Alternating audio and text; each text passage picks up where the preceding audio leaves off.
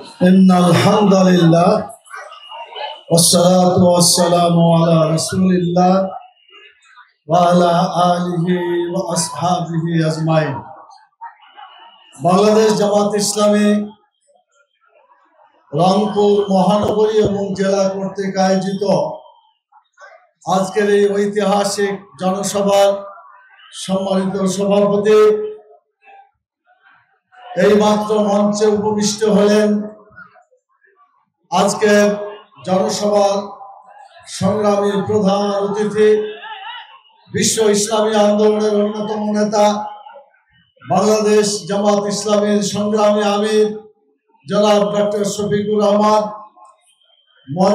মঞ্চে উপবিষ্ট শহীদ আবু সাঈদের পরিবারবৃন্দ, উপস্থিত জামাত ইসলামীর কেন্দ্রীয় এবং স্থানীয় নেতৃবৃন্দ এবং অন্যান্য রাজনৈতিক দলের নেতৃবৃন্দ, সম্মানিত সাংবাদিক বন্ধুগণ, আমার একান্ত প্রিয় ভাইয়েরা, আসসালামু আলাইকুম ওয়া রাহমাতুল্লাহি ওয়া বারাকাতুহু। আপনারা সবাই ভালো আছেন? আলহামদুলিল্লাহ, আপনারাও ভালো আছেন, আমরাও ভালো আছি, যার ফলে আমরা এক জায়গায় উপস্থিত হতে পেরেছি। 2024 সালের 5ই আগস্টের আগে এইভাবে কি আমরা এক জায়গায় জনসভা করতে পারতাম? ফ্যাসিস্ট সরকার দীর্ঘ 17 বছর যাবৎ বাংলাদেশের জনগণের প্রতি জুলুম, অত্যাচার এবং নির্যাতন করার কারণে বাংলাদেশের মানুষ দুঃখ কষ্ট নিয়ে এই প্রায় 1.5 যুগ সময় পার করেছে। বিগত আন্দোলনের ফলে আজকে তারা বাংলাদেশ থেকে বিতাড়িত হয়েছে, বাংলাদেশ আজকে মুক্ত হয়েছে। আমরা কথা বলতে পারি, আমরা জনসভা করতে পারি, আমরা মুক্ত বাতাসে চলাফেরা করতে পারছি, আলহামদুলিল্লাহ।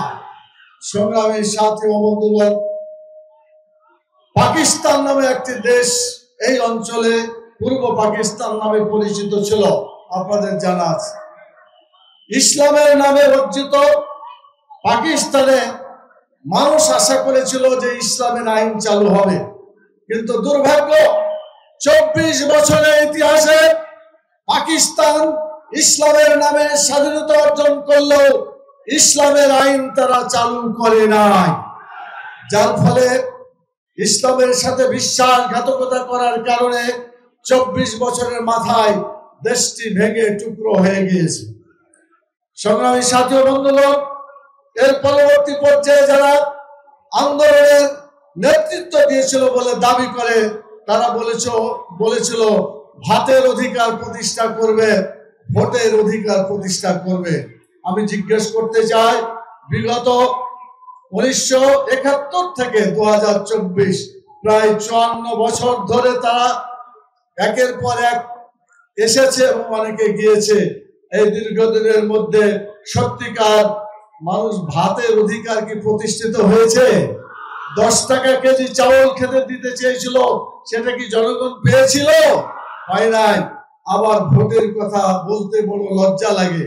তারা বলেছিল আমার ভোট আমি দিব, যাকে ইচ্ছা তাকে দিব, কিন্তু তারা উল্টে দিয়েছে স্লোগান। তারা উল্টে দিয়ে বলেছে আমার ভোট আমি দিব, তোমারটাও আমি দিব, যার ফলে নির্লজ্জের মতো বাংলাদেশের মানুষের ভোটাধিকার তারা লঙ্ঘন করেছিল। এবং শুধু তাই নয়, আলেম ওলামা থেকে শুরু করে সাধারণ মানুষ, অসহায় জনগণের উপরে তারা স্টিম রোলার চালিয়েছিল। আপনারা জানেন, এই জুলুমের ইতিহাস বলতে গেলে সময় পাওয়া যাবে না। মোহতারাম আমিরে জামাত মূল কথা বলবেন, এগুলা বিস্তারিত বলবেন। আমি যে কথা বলে আমার কথা শেষ করতে চাই সেটি হচ্ছে, যতদিন পর্যন্ত বাংলাদেশে কোরআনের আইন চালু না হবে, ইসলামের আইন চালু না হবে, ততদিন পর্যন্ত আমাদের এই দেশে সত্যিকার অর্থে শান্তি প্রতিষ্ঠা হবে না, হতে পারে না। অতএব আমাদেরকে আন্দোলন করতে হবে। জুলাইয়ের 24 যে জুলাই এবং আগস্টে যে আন্দোলন করেছিলেন, তার চাইতে সিরিয়াস আন্দোলন করতে হবে। মানুষের তৈরি মতবাদ বাংলাদেশের জাতীয় সংসদে আর আমরা যেতে দেব না। সেটা ধর্মনিরপেক্ষবাদ হোক, সেটা পুঁজিবাদ হোক, সমাজবাদ হোক, যে কোনো মতবাদ হোক, মানুষের আইন বাংলাদেশের জাতীয় সংসদে আর আমরা ফিরে যেতে দেব না। আপনারা কি রাজি আছেন? আগামী দিনে আল্লাহর আইন চালু করতে হবে। সেই আল্লাহর আইন দেশে সুবিচার প্রতিষ্ঠা করতে পারে। উই ওয়ান্ট জাস্টিস বলে যে আন্দোলন করা হয়েছিল, সেই জাস্টিস আমরা এখনো পাই নাই। আর জাস্টিস হতে পারে না, আল্লাহর আইন ছাড়া মানুষের আইন দিয়ে সুবিচার আসতে পারে না। আপনারা দেখেছেন বিগত বিচারকরা যেভাবে বিচার করেছে, এই বিচারকের আজকে আমাদের সদ্য আজকে মুক্ত প্রিয় নেতা সাবেক ভারপ্রাপ্ত secretary general ATM Azharul Islam ভাই, তিনি আল্লাহর ইচ্ছায় ফিরে এসেছেন। কিন্তু এই মিথ্যা বিচার করে আমাদের আগের নেতৃবৃন্দকে তারা বিচারিক হত্যা করেছে। তারা এই বিচারেরও বিচার হওয়া দরকার। যারা এভাবে অন্যায়ভাবে বিচার করেছে, সেই বিচারকরা যারা বিচার করেছে 3 কিলোমিটার দূরে বলছে আজহার ভাই লোককে হত্যা করেছে। 3 কিলোমিটার দূরে মানুষকে দেখা যায়? বলেন দেখা যায়, বোঝা যায়, চিনা যায়? কিছুই করা যায় না।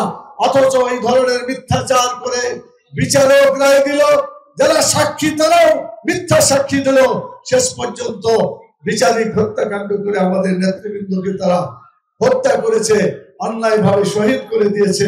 আমরা এই বিচারে আমরা যারা এগুলো করেছে তাদেরও বিচার আমরা চাই বাংলাদেশের মাটিতে। প্রিয় ভাইরা, এই বিচার সম্পর্কে ব্রিটিশ কোর্ট বলেছিল এটা জেনোসাইড অফ জাস্টিস, বিচারকে হত্যা করেছিল, এটা ব্রিটিশ কোর্টের রায়। একইভাবে বাংলাদেশের বিচারক তারাও কিন্তু এই রায় দিয়েছে যে বিচার কার্যটা যেটা হয়েছে এটা সুবিচারকে তারা হত্যা করেছে। সেজন্য এই বিচার আমাদের হতে হবে। প্রিয় ভাইরা, বাংলাদেশ জামাত ইসলামী মানুষের আইন দিয়ে দেশকে চলতে না দিয়ে রাসূল সাল্লাল্লাহু আলাইহি সাল্লামের মতো বাংলাদেশকে ইসলামী রাষ্ট্র করতে চায়। আপনারা কি রাজি আছেন সেই রাষ্ট্র কায়েম করতে? সেই রাষ্ট্র কায়েম করার জন্য জামাত ইসলামের একটা প্রতীক ছিল, এটাও তাদের সহ্য হয় নাই। এই দাঁড়িপাল্লাকে তারা নির্বাসন দিয়ে দিয়েছিল। আল্লাহ তাআলা আমাদের আজহার ভাইকে ফিরিয়ে দিয়েছেন, আমাদের রেজিস্ট্রেশনকে ফিরিয়ে দিয়েছেন, আমাদের প্রতীককেও ফিরিয়ে দিয়েছেন, আলহামদুলিল্লাহ। অতএব এই দাঁড়িপাল্লা ইনসাফের প্রতীক। যদি দাঁড়িপাল্লা বিজয় হয়, বাংলাদেশে বেইনসাফি থাকবে না ইনশাআল্লাহ। সুবিচার সর্বক্ষেত্রে কায়েম হবে। সেজন্য আসুন আগামী নির্বাচনে 33 জন যে প্রার্থী সম্পর্কে আপনাদেরকে পরিচয় করিয়ে দিয়েছে রংপুর অঞ্চলে, এই ভাইদেরকে দাঁড়িপাল্লা প্রতীকে বিচার দাঁড়িপাল্লা প্রতীকে তাদেরকে বিজয়ী করার জন্য আপনারা কি চেষ্টা করতে রাজি আছেন ইনশাআল্লাহ? শুধু আপনাদের ভোট দিলে হবে না, ভোট আরো যোগ করতে হবে। এই জন্য যারা ভোটার আছে অন্যকে ভোট চাইতে হবে অন্যের। এই জন্য ভোটার হবে, ভোটার কর্মী, অন্যকে ভোটের জন্য তাকে চাইতে হবে। আপনাকে পরিশ্রম করতে রাজি আছেন ইনশাআল্লাহ? তাহলে আমরা বিশ্বাস করব আগামী দিনে বাংলাদেশ হবে ইসলামের বাংলাদেশ। জামাত ইসলামী যে আন্দোলন চালিয়ে যাচ্ছে, ইসলামী ছাত্র শিবির যে আন্দোলন চালিয়ে যাচ্ছে, তেমনি ভাবে আরো যারা যারা ইসলামের পক্ষে আছে সবাইকে ঐক্যবদ্ধ করে একটা বিরাট ইসলামী ঐক্য গড়ে তুলে সমঝোতার নির্বাচন হবে। ইসলামের পক্ষে বাংলাদেশে বিজয় আসবে ইনশাআল্লাহ। সেই বিজয়ের জন্য আপনাদেরকে এখান থেকে শপথ নিয়ে ফিরে যেতে হবে। আমি আপনাদেরকে সেই শপথ গ্রহণ করে ময়দানে ফিরে যাওয়ার আহ্বান জানিয়ে আমার সংক্ষিপ্ত কথা এখানেই শেষ করছি। আল্লাহ তাআলা আমাদের ইসলামী আন্দোলনকে বিজয় দান করুন, এই দোয়া করে আপনাদেরকে অসংখ্য ধন্যবাদ জানিয়ে আমি আমার কথা এখানেই শেষ করছি। সুবহানাকাল্লাহুম্মা ওয়া বিহামদিকা আশহাদু আল্লা ইলাহা ইল্লা আনতা আস্তাগফিরুকা ওয়া আতুবু ইলাইকা। আসসালামু আলাইকুম ওয়া রাহমাতুল্লাহি ওয়া বারাকাতুহু।